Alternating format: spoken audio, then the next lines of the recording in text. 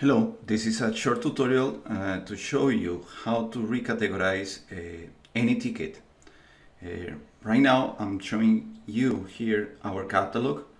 We have 250 categories, so it's very common that the customer selects the wrong one.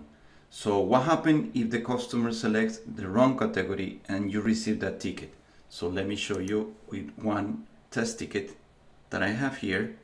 This is the customer, this is the agent, and after reading you the content of the box, you realize that this ticket is not for this category. So how you fix the problem? You can go here to Actions and click on Edit. You edit the ticket. So basically you go to the category, and let's say this is the customer is complaining about JR3. So you just type, pretending you're the customer, JR3, and you choose the right one. So we have the red ones are the root, so you cannot choose the root of the category. You need to choose the leaves of the category, the subcategories. So in this case, let's pretend this customer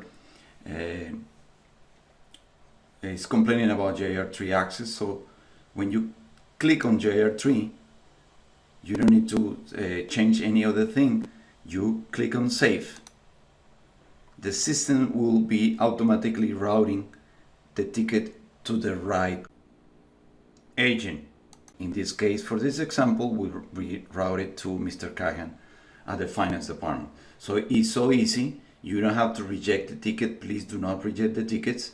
If the customer selects the wrong category and after you read the content of the ticket, you realize that that issue, that question is related to another category, you can fix the problem by recategorizing the ticket. Again, let me give you another example. Let's say that this customer is complaining about my own educational software.